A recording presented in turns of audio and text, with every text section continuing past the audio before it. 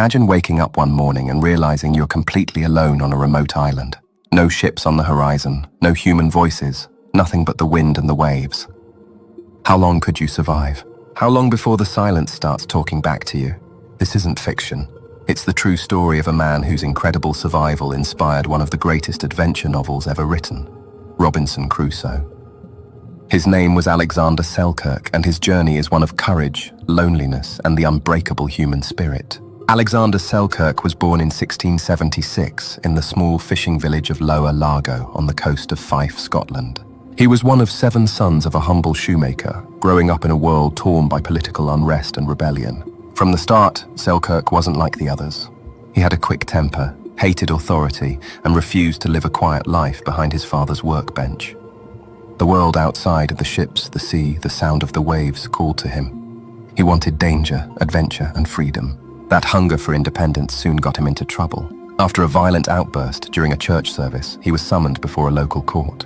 Rather than face punishment, Selkirk did what reckless dreamers often do. He ran. And he ran straight to the sea. It was the golden age of privateers, legal pirates who carried government licenses to raid enemy ships. If they succeeded, they shared the profits with the crown. If they failed, well, no one came looking for them. For a restless man like Selkirk, it was perfect. At just 17, he signed aboard a privateer ship and spent the next decade sailing across the Mediterranean and the Caribbean. He fought storms, raids, and battles. He learned how to survive with little food, little sleep, and plenty of danger. He was fearless, but also stubborn, quick to argue, and impossible to control. Those traits would one day save his life and nearly destroy it. In 1703, at age 27, Selkirk joined an expedition led by the famous navigator William Dampier, a man known for exploring the farthest edges of the world. Selkirk served aboard the Cinque Ports, a small aging ship under the command of Captain Thomas Stradling, young, strict, and unpopular. The fleet set sail from Ireland, heading for the Pacific to hunt Spanish ships and take their treasure. But the voyage quickly turned miserable. Food ran short, disease spread, and Stradling's harsh discipline caused fights below deck. Selkirk, fiery as ever, clashed with him constantly. After one disastrous raid off the coast of Panama, the fleet limped toward the remote Juan Fernandez Islands, a lonely cluster of volcanic rocks off Chile's coast, to make repairs. Once there, Selkirk inspected the Cinque Ports and realized it was falling apart, the wood rotting, the seams leaking. He begged Stradling not to sail again, warning that the ship would never survive another voyage. But Stradling ignored him. So Selkirk made a decision that would change his life forever. He announced he would rather stay on the island alone than risk dying at sea. Angry and tired of his defiance, Stradling left him there, with just a musket, some bullets, a kettle, tools, a knife, his Bible, and a few clothes. Selkirk stood on the beach and watched the ship sail away, shrinking into the horizon. He didn't know it yet, but he had just escaped death. Weeks later, the Cinque Ports sank. Almost everyone on board was lost. At first, Selkirk was crushed by despair. The silence was overwhelming. Nights were cold, the wind screamed through the trees, and strange animals howled in the dark. For days, he wandered aimlessly, shouting for the ship to return. No one answered. But instinct took over. Selkirk began to adapt. He learned how to make fire by rubbing sticks together. He hunted wild goats and used their skins to make crude clothing.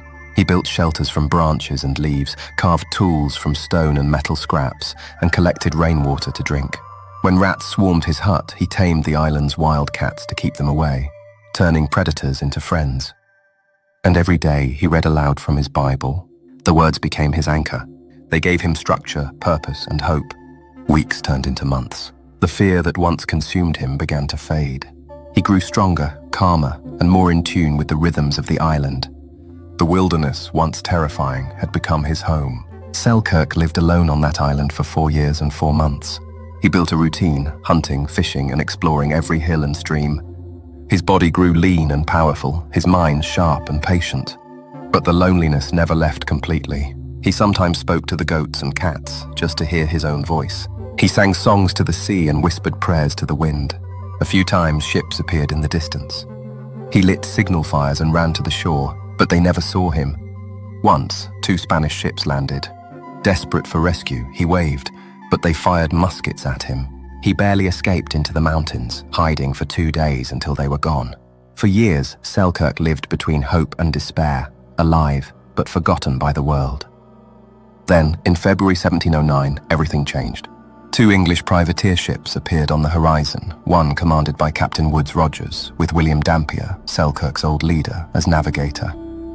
They saw smoke rising from the island and sent a landing party. There they found a wild-looking man covered in goat skins, barefoot and sunburned, with a long, tangled beard.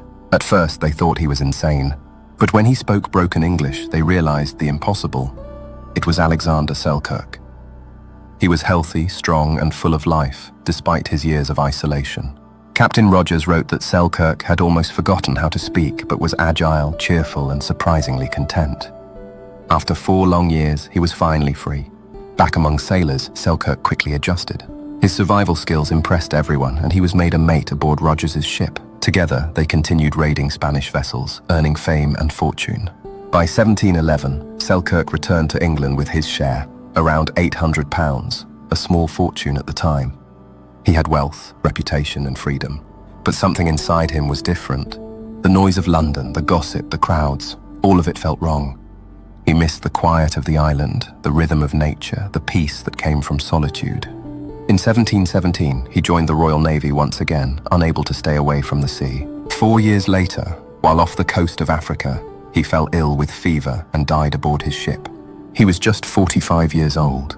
Sailors who knew him said he often spoke about the island, how, for all its loneliness, it had given him peace. Selkirk's story spread across England's docks and taverns, told by sailors who couldn't believe a man had survived alone for so long. Eventually, the tale reached the writer Daniel Defoe, who turned it into fiction. In 1719, he published Robinson Crusoe, the story of a castaway who conquers loneliness through faith, ingenuity, and willpower. Defoe's Crusoe had his companion Friday. Selkirk had only himself. And yet both men discovered the same truth: that even when we lose everything, the human spirit can adapt, endure, and find meaning. Alexander Selkirk, the real-life Robinson Crusoe, wasn't just a sailor stranded at sea. He was a man who faced total isolation and found peace on the edge of the world.